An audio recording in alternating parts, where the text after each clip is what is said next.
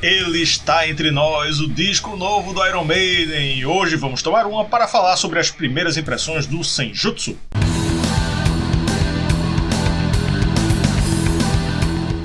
Olá, amantes do bom e velho rock and roll, eu sou Rafael Araújo e acabei de escutar o Senjutsu. Vou passar aqui para você as minhas primeiras impressões. Pode ser que eu mude de ideia, ainda me dou ao luxo de mudar de ideia, estou ainda digerindo esse disco do Iron Maiden, mas logo de cara eu digo o seguinte: eu estava certo quando gravei o vídeo falando sobre o recado do The Writing on the Wall, de que o Iron Maiden teria tirado o pé na questão da velocidade, na questão da correria das músicas. Realmente o Senjutsu, ele quase não tem correria nenhuma, assim. Ele é um disco bem mais cadenciado, bem mais sombrio, digamos assim, nas melodias. Me lembra, em vários momentos, me lembra até o X Factor. Então vamos lá, vamos passar aqui as minhas primeiras impressões e as primeiras impressões do nosso clube de membros, o Clube Tups. Você que quer participar do nosso clube de membros não vai se arrepender. Você que gosta de coleção, você que é colecionador, o que é que você está fazendo que ainda não entrou no nosso clube de membros? Dá uma olhada no recado. Curte nosso conteúdo? Então vem participar do Clube Tups. Por uma pequena quantia você vai ter acesso ao grupo do clube no WhatsApp, conteúdos exclusivos, assistir aos vídeos novos antes de todo mundo, dar nota nas resenhas e até escolher tema de episódio. Isso entre outras vantagens, hein? Mais detalhes na descrição. Vem tomar uma com a gente! E isso tudo a partir de R$1,99? Não é possível, né? Entra aí, tem aqui um botão Seja Membro. Clica aí, tem os planos bem descritos, que é sucesso. Minhas primeiras impressões. Abre com Senjutsu, a música título, de Adrian Smith e Steve Harris. Música de 8 minutos e 20 para abrir o disco. Música lenta, densa, longa e grandiosa, como o Maiden não faz desde Sign of the Cross, lá do The X Factor. E é uma música muito boa, assim, surpreendente para abrir o disco, mas eu curti muito. Segunda é Stratego, de Gers e Harris, uma música mais curta que virou single. Como eu esperava, não é das melhores do disco. Lembra muito Fates Warning, do No Pray for the Dying. Escute Fates Warning, escute essa pra você ver. A melodia do refrão parece Nemo, do Nightwish. Calma, fã do Iron Maiden, não se ofenda com isso. A música Nemo é boa. E certamente virou single por causa da duração, né? Ela tem 5 minutos, 4 minutos e 59. E ela se aproxima um pouco daquela característica que o Iron Maiden tinha de fazer músicas mais corridas, mais aceleradas. Coisa que esse disco não tem muito. Então, eu acho que foi meio que por eliminação que virou o segundo single. Terceira música, The Writing on the Wall, a gente já falou muito dela aqui, de Smith Dickinson. Disparada, a mais comercial do disco, eu diria que a única comercial do disco. Refrão bem grudento, pegada hard rock. Não tinha como ser outra escolha para ser single. Com certeza a escolha mais óbvia para abranger um público maior, The Writing on the Wall, com certeza seria o single. Por isso que desde lá atrás, quando vieram as artes de Natal, aí tinha lá as iniciais, né? Writing on the Wall, W-O-T-W, né? A galera ouviu e disse: é o single, não tem pra onde. Faixa 4, Lost in a Lost World, de Steve Harris, 9 minutos e meio. Essa tem uma pegada acústica bem diferente para os padrões do Iron Maiden. Na parte pesada parece muito com The Man Who Would Be King, do The Final Frontier. Depois fica parecida com When the Wide Wind Blows, também do Final Frontier. Parece que um algoritmo pegou o The Final Frontier e fez essa música, né?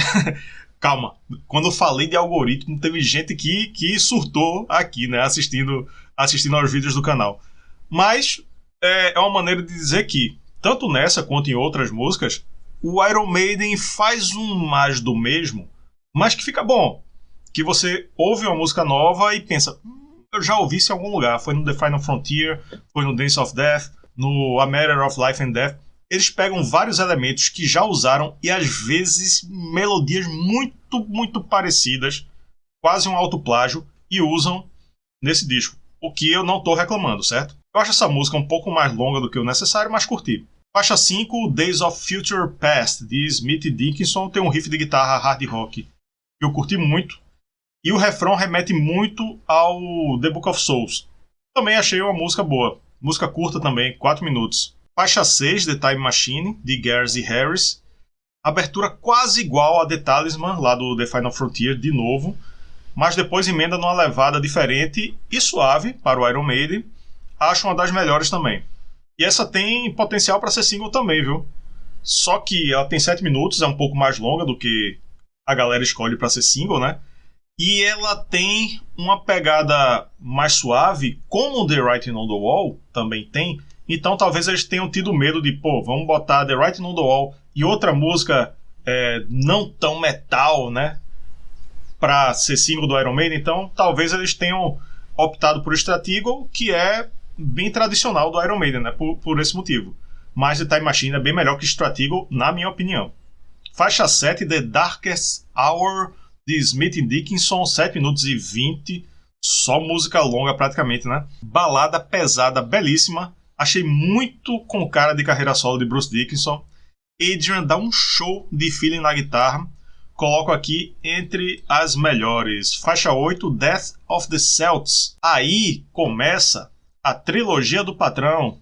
Steve Harris emenda 3 músicas só dele, longas, uma de 10 e 20, uma de 12 e 39 e uma de 11 e 19. Death of the Cells é a queridinha do nosso clube de membros, viu? A galera se derreteu por essa música. Intro de baixo bem longa, estilo X Factor. A parte instrumental dá uma lembrada de propósito em Lostful Words, lá do Powerslave. E é um dos destaques do disco todo, essa parte instrumental, né? Eu acho que bateu uma nostalgia na galera e não tem como não bater, né? Faixa 9, Department. Aqui o Maiden dá uma Dream teatralizada total. Ela é bem progressivona e extensa. Tinha como ser mais curta, né? Tinha como diminuir aqui. Eu acho a menos boa da trilogia do patrão. A 10ª e última, Hell on Earth. Meio exagerada e progressivona também, mas eu curti. Acho que encerra bem e é uma das minhas favoritas também, nessas primeiras audições. A minha conclusão no calor do momento. Eu achei um pouco acima do nível do The Book of Souls, mesmo sem ter nenhuma música com o impacto de uma Empire of the Clouds. Eu acho que o Book of Souls ele tem altos e baixos, e esse aqui ele é mais consistente, tem menos correria, é mais progressivo, que no final das contas o que eu acho bom é que o Maiden tá aí produzindo música boa. Eu acho o Senjutsu abaixo do The Final Frontier e, por enquanto, acima do Book of Souls. Se tiver outro disco de estúdio do Iron Maiden, deve seguir nessa mesma pegada. The Book of Souls, Senjutsu e talvez o último disco do Iron Maiden, eles eu acho que vão formar uma trilogia aí que vai se diferenciar do resto da discografia, né? A gente nota uma mudança de característica do The Final Frontier para The Book of Souls, e o Senjutsu segue a linha do Book of Souls. Então é uma fase diferenciada do Iron Maiden. Agora vamos saber o que o nosso clube de membros achou do Senjutsu. Carlos Gobato. Surpreendente, superou as expectativas. Alguns momentos causaram grande impacto. Talvez estejamos vivendo o lançamento de um clássico. Será? O Wesley. Wesley não colocou o sobrenome dele. Álbum completo com várias vertentes de álbuns passados. Para mim, o melhor desde o Somewhere in Time. Olha, Wesley. Não creio que houve algoritmo. Isso aí é uma alfinetada para mim. Eu falo muito do algoritmo. São músicos experientes e não se permitiriam usar esse recurso. Notável a força do Nico. Acho difícil executarem ele na íntegra no palco, mas seria incrível. Obrigado, Iron Maiden.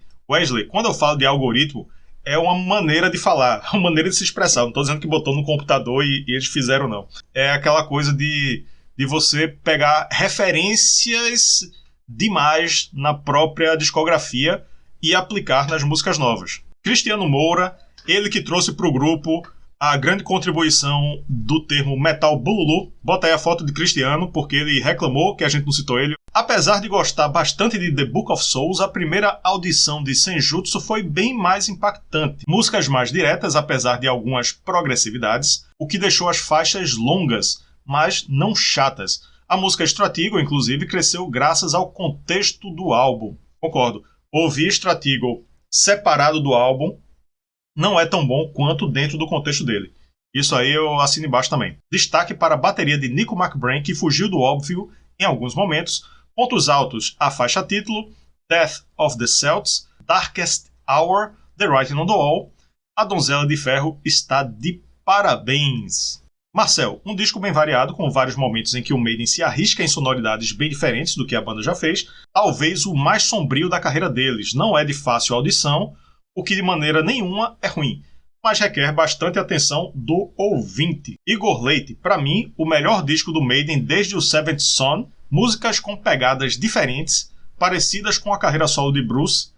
Destaque para Death of the Celts, música do nível de Rime of Ancient Mariner, na opinião de Igor Leite. Destaque também para Darkest Hour e The Time Machine. Além disso, várias outras músicas, principalmente as mais longas, com elementos do Maiden dos anos 80. Que álbum!